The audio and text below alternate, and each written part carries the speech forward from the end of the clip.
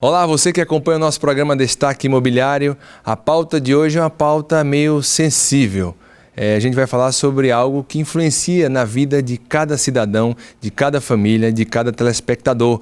É sobre a saúde financeira, é sobre o bolso, né? Diz que o bolso é uma parte muito sensível da composição do ser humano, do homem. E para falar sobre esse assunto, tem o nosso convidado Ederson César, consultor do Sebrae, economista, pós-graduado, também instrutor dessa instituição, que tem já uma experiência vasta no assunto, há mais de 12 anos atua no Sebrae, lidando com essa temática, e a gente nesse período de sensibilidade, nesse período de mudança de comportamento, onde existe, de certa forma, uma escassez de recursos, e eu aprendi que quem é rico não é quem gasta mais, é quem sabe mais economizar. Mas para falar sobre esse assunto, a gente tem aqui o nosso convidado de hoje, que vai contribuir e colaborar com essa temática. Professor, seja muito bem-vindo ao programa Destaque Imobiliário. Obrigado. Então, hoje a gente está nesse momento atípico, então a gente tem que ter um olhar muito mais forte com relação a uma palavrinha que todo mundo já ouviu, que é planejamento, né? Então, a gente tem que hoje ter um planejamento ainda mais acentuado com relação às nossas finanças. Então, a gente tem que analisar realmente em quem gastar, como gastar de fato e o prazo para pagar esse gasto, né? Então, a gente tem que definir agora o que é prioridade e o que não é prioridade. E a partir daí tem uma atitude mais proativa no sentido de pesquisar mais sobre produtos e sobre serviços que vai consumir. E colocar isso no papel e analisar de fato quanto eu posso gastar mensalmente. Então a gente tem que ter essa cultura ainda mais reforçada nesse momento de crise. Então hoje eu tenho que ter um olhar bem mais crítico com relação às minhas finanças. É um momento realmente de cautela e de reforçar essa questão, como disse antes, do planejamento financeiro.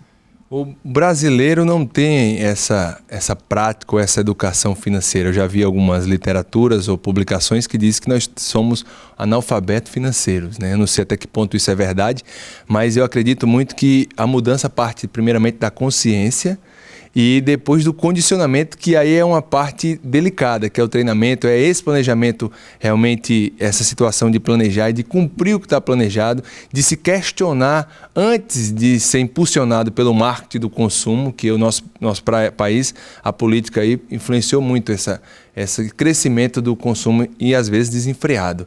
E esse desenfreamento tem consequências, sequelas, que levam a várias pessoas a chegarem a perder o emprego, a quebrar as empresas.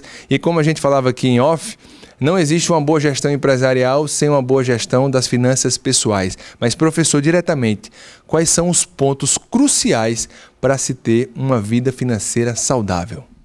É viver de acordo com a sua renda, né? É comprar produtos que a sua renda possa pagar. É adquirir serviços que a sua renda possa pagar, né? Então, exemplo, eu posso ter um carro popular, eu posso pagar um carro popular porque eu vou querer ter um carro de luxo importado, né? Será que eu vou ter como pagar o seguro desse carro? Será que eu vou ter como pagar as peças caso ele quebre? Então, a gente tem que viver de acordo com a nossa renda.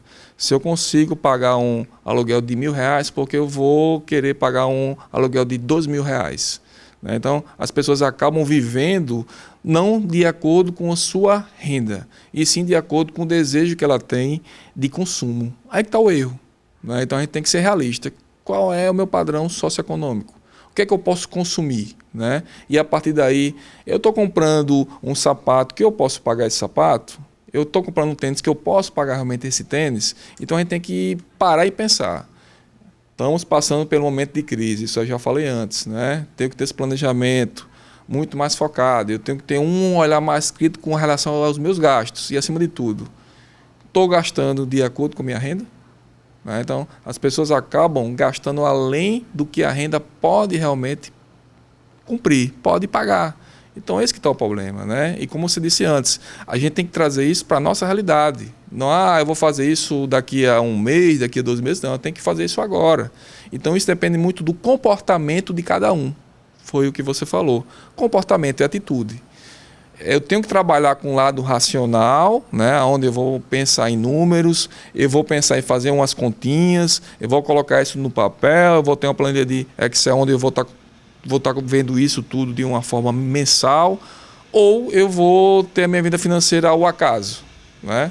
que é que vai acontecer? Eu vou estar adquirindo dívidas, isso vai influenciar no meu trabalho, isso vai influenciar na minha vida pessoal, porque eu estou endividado. Mas quem causou essa dívida? Foi quem? Foi você. Por não ter esse olhar mais crítico com relação às finanças. Então, isso é necessário, né? E como você também frisou antes, se eu não tenho um controle pessoal meu, pessoa física, como é que eu vou ter um negócio?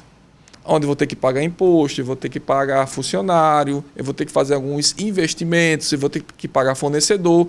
Então, se eu não tenho controle pessoal, quando eu vou ter um negócio, isso vai ser um caos. Porque pessoa física, pessoa jurídica, eu tenho que ter planejamento financeiro, eu tenho que trabalhar com orçamentos. Isso é necessário. Culmina aquela frase: eu compro o que não preciso com dinheiro que não tenho para agradar quem eu não gosto. E aí a gente vive esse dilema de fazer o que não pode e pagar as consequências por isso. Mas eu pergunto ao professor, a realidade de muitos corretores de imóveis e de muitos outros profissionais que estão nos acompanhando são pessoas autônomas. E aí a dinâmica tem que ser mais acirrada ainda. Existe aí uma economia de tempo de vida. Quais são essas economias básicas que o autônomo deve ter para não sofrer consequências de uma falta de recurso de um mês para outro? Isso que você falou, isso é uma coisa que é válida para qualquer tipo de autônomo, né? De uma forma geral. São pessoas que têm rendas sazonais, né? Tem meses que têm uma renda bem mais alta, tem meses que não é tão bom essa renda, não é tão boa, perdão, e acabam consumindo às vezes muito. Naquele momento que a renda está alta, o cara troca de carro, troca o computador, faz isso, faz aquilo, e gasta todo o recurso que recebeu, né? Se indica que se faça reserva. Então, um mês que eu tive uma boa receita, por que não ter uma reserva de 30% dessa receita, né, que eu tive? No mês que eu não consegui economizar muito, 10%, mas que a gente comece a ter esse histórico de reserva, de formatar reserva. Por quê? Vai ter meses que não vão ser tão bons. E o mercado, de uma certa, de um certo momento, ele não está aquecido, né? Então, eu devo ter mais um olhar crítico, como eu já falei antes, com relação à reserva. Eu posso fazer essa reserva agora? É necessário? Pensar no dia seguinte? Então, as pessoas acabam vivendo por impulso, de certa forma, ao consumo, e acabam pensando, mas se eu vender X, mas se eu vender Y, você não vendeu ainda. Né? Então, a gente tem que pensar com o que a gente tem hoje. Quanto é que eu tenho hoje de reserva? Isso eu não tenho reserva nenhuma. Mas por que eu não tenho reserva nenhuma? Porque eu gastei com isso, com aquilo. Vamos pensar em ter reservas. Isso é necessário, né? É 30%, é 10%, é 5%, mas se pense em ter um número que você possa tirar e possa guardar esse valor. Então, quem tem renda variável não pode esquecer nunca da palavrinha reserva.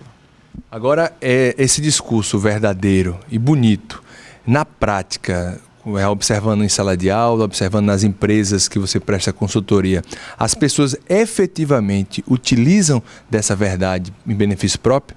Algumas sim, né? Eu queria que fosse todas, mas que a gente analisa que alguns acabam tendo isso, né? Isso em mente. Então eu vou ter essa reserva, eu vou ter esse planejamento. Que na verdade eles fazem isso por quê? Porque já passaram por alguns problemas, alguns. Então aquela coisa, aprende na marra. Mas a coisa não é bem assim. Então a gente tem que saber que isso é necessário. Né? Então, se eu tenho um negócio, eu tenho que ter planejamento financeiro, eu tenho que ter um capital de giro, eu tenho que ter meu fluxo de caixa, que é para que eu comece a perceber quanto é que eu vou pagar daqui a 1 ano, daqui a 2 anos, as contas que eu tenho para pagar e as contas que eu vou possivelmente receber. Então, às vezes, a gente não faz isso.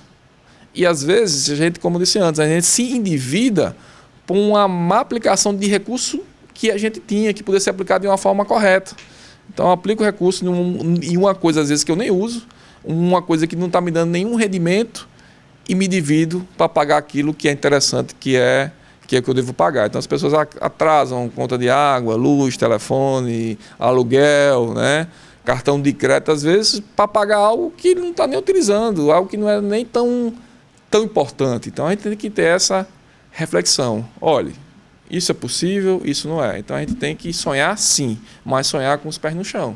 Se eu quero aumentar o meu consumo, se eu quero gastar mais, então vou ter que ter uma renda maior. E o que é que eu estou fazendo para ter uma renda maior? Não estou fazendo nada. E a gente está passando pelo momento de recessão, né, na economia, que isso faz com que o nosso capital cada vez mais fique o quê? Fique menor. Porque a gente está vendo que está se tendo aumento de preço em tudo. Então, mais ainda, existe a necessidade de ter isso que eu já falei desde o início, é o planejamento e a reflexão. Posso fazer isso? Não posso fazer isso. Então a gente tem que pensar bem. Nem sempre é aquilo que a gente quer, a gente pode fazer nesse momento. Então a gente tem que pensar um pouco nisso. E passar isso para a família como um todo, né? Para a esposa, para os filhos, né? De uma forma geral. Então todo mundo tem que pensar o que é que eu posso fazer para reduzir gastos, né? O que é que eu posso fazer para reduzir custos de uma forma geral. Isso como pessoa física e também isso como pessoa jurídica. Hoje dentro da minha empresa, o que é que eu posso fazer de ações pontuais que eu possa reduzir custo.